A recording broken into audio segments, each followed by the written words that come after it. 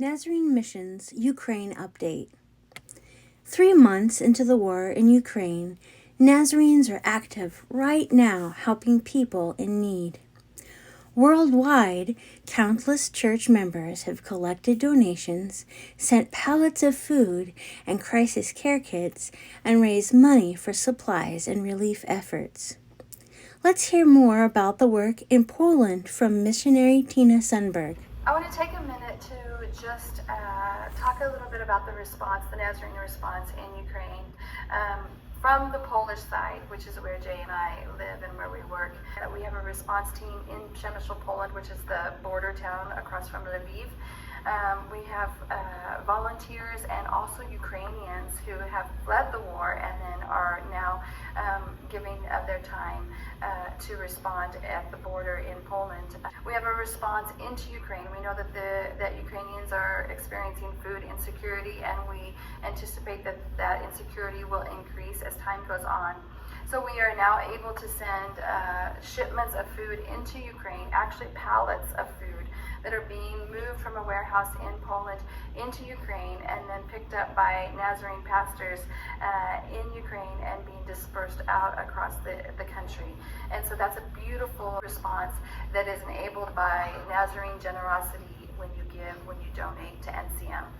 Did you hear that? Nazarene pastors in Ukraine are right now helping distribute food and supplies to their countrymen. These are some of the Nazarene pastors that are in the country. Two of the pastors that seem to be heading up the efforts are Pastor Sean and Pastor Andre. Recently, Andre reached out and said that they needed vehicles to transport people and supplies. Nazarenes in the Netherlands immediately began raising funds. Within a month, they had raised enough money to purchase 2 cargo vans and supplies. See what we can do when we work together? The vans have since been used to deliver food, crisis care kits, these are actually from Germany, medications, and much more. Please listen to Pastor Sean as he speaks about a recent trip to transfer medications. This is what Nazarenes are experiencing right now. It may be hard to watch. So just to give you guys an idea of what's going on today, Sergey and I, Tolik, Koya, and other Sergey, are in a town here where we have a lot of our medicines located, grabbing some from here, taking to another town that's needing it, because this town, another 300 people left just the other day. So we are going to deliver this meds to another place that's, like I said, in need. And right now we're between the Ukrainian and Russian position, so artillery is literally flying over our heads.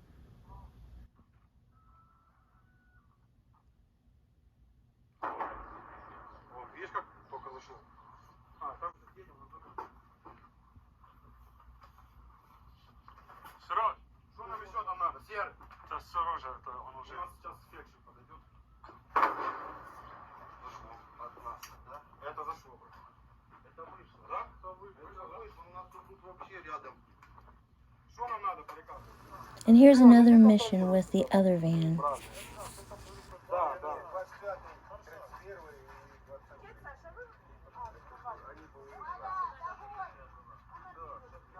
Что идет еще?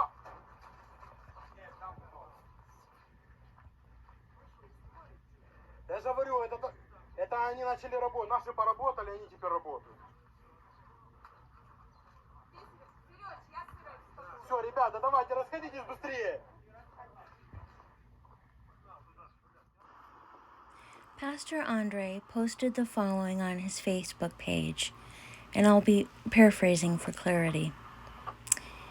I'm a bad pastor. There are almost no parishioners left in my church. We do not hold regular services. We don't even record online. I do not preach beautiful and eloquent sermons.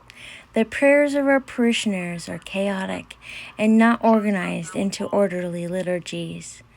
I'm not even in the town where our church is, and I forgot today is Sunday. All I know is that today is another day of the war. Do I feel remorse for forgetting that today is Sunday? Absolutely not. As we have often joked in Christian circles here in Ukraine, there was a time when we, sitting in churches, studied theory, and now it's time for practice. It is in such situations that it is very strongly manifest how well we have learned the truth about selfless love for our neighbor, and how ready we are to apply this in our lives. The war will end sooner or later, and then we can return to our weekly church routine.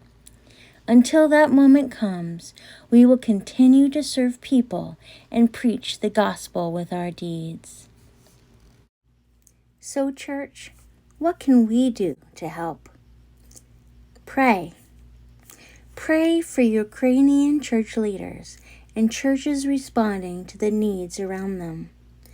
Pray for those seeking shelter and relocating.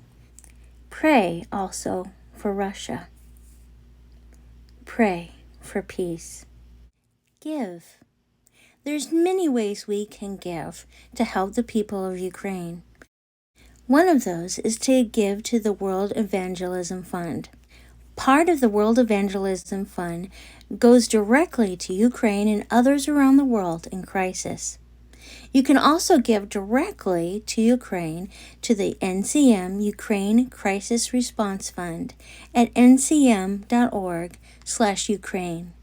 Together we can help.